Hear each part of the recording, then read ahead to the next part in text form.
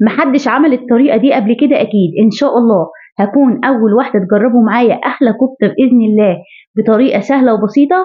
نسمي بالله ونصلي على الرسول عليه أفضل الصلاة والسلام. أنا هنا هستخدم كيلو من اللحمة، استخدمت عليه 200 جرام من الدهن عشان يساعدك برضو إن اللحمة تبقى متماسكة معاكي. معايا هنا بصلاية وسط، بتفرميها وتسيبيها زي 5 دقايق برشة ملح بسيطة تنزل المية، لأن المية لو استخدمتيها هتفك معاكي الكفتة لما تيجي تصبعيها. وهقول لك دلوقتي هنستخدم ميه البصل في ايه.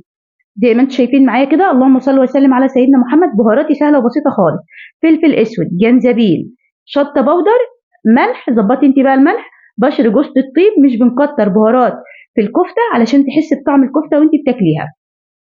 البصلايه يعني المقدار بتاعها بيبقى او الوزن يعني بتاعها بيبقى 150 جرام. بيفضل بصل ابيض مش احمر علشان ما يغمقش معاكي الكفته. هنا بشرت جوز الطيب، ونزلت بقى بالبقدونس، حزمه من البقدونس، الورق مش العيدان. هنا بقى ابداي اعجنيها كانك بتعجني معجنات. هنا ما شاء الله تعرفي ان هي هتتصبع معاكي، بتختبريها. وبعد كده بقى هحطها في التلاجة زي 10 دقايق. الطريقه بقى اللي محدش عملها قبل كده، تقدري تعملي بطاطس شيبسي زي ما انت شايفه، بتبقى رقيقه خالص. بصلايه مقطعاها شرايح برده رقيقه، فصين 3 من الثوم مفرومين.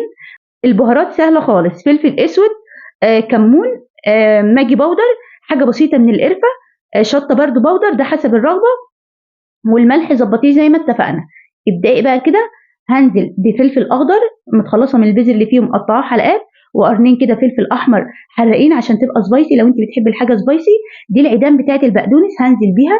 مش هنرمي اي حاجه في الوصفه دي، شويه زيت كده يكونوا حلوين.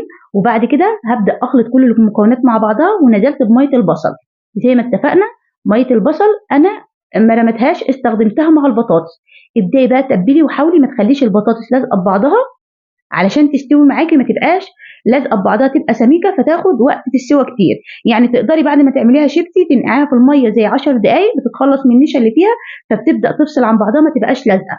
هنا بقى بعد ما خرجت اللحمه بعد مرور 10 دقائق وهي في الثلاجه، هحط حاجه بسيطه زي ما شفتوا معايا من البيكنج باودر. لو كترت من البيكنج باودر هتفك معاكي، خلي بالك انا عاوزاها تبقى هشه كده وخفيفه مش مكتومه. حاجه بسيطه زي ما شفتوا من البيكنج باودر للكيلو. هبدا بقى، لو عندك العيدان بتاعه الشيش طاووق دي متوفره عندك، او اي حاجه عندك تقدري تصبعي عليها. اهم حاجه التفريغه اللي جوه دي بتساعدك ان هي ما تبقاش مكتومه، ضروري جدا. علشان كده بنصبعها على اي حاجه علشان تدينا التفريغه دي، غير اللي هي الكفته بتاعه الرز بنعملها بايدينا عادي، دي تفرق عندي. وهنا بقول لكم حاولي تخلي الحجم كله موحد. زي ما احنا عارفين هي بتقل عن الحجم اللي انا عملته ده لما بتدخل الفرن، علشان الدهون اللي في اللحمه بتسيح، فعلشان كده بيقل حجمها معايا. حاولي قدر الامكان تخلي الحجم كله موحد علشان تاخد تسويه زي بعضها. ما شاء الله اللهم بارك، خلصت كل الكميه، ما اخدتش معايا. ده كده اخر صباع كان صغير. هنا بقى تقدري تحطي خضار يبقى مشوي معاها، بصل مثلا وفلفل وطماطم. انا كان عندي الطماطم اللي هي الطماطم الصغيره دي، ولو عندك طماطم كبيره تقدري تقطعيها 4 عادي وتحطيها. بتدخليها بقى اهم حاجه فرن يكون سخن، درجه حراره 200 في الرف اللي في النص. هتاخد معاكي تلت ساعه بالظبط، لان انت لو سبتيها اخدت وقت كتير معاكي في الفرن هتبقى مش حلوه كده، وهتبقى مأستيكه معاكي ومش حلوه خالص.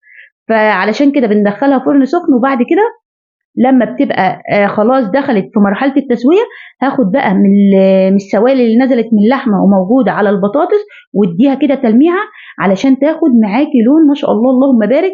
يعني ممكن ما تولعيش الشوايه وهتاخد معاكي اللون من حراره الفرن. وتبداي بقى تقدميها بالف هنا على قلوبكم. ولو البطاطس ما استوتش معاكي تقدري تزوديها شويه شوربه لو متوفر عندك، او ميه عادي. الحركه دي بقى علشان تبقى زي بتاعه الحاتي بالظبط.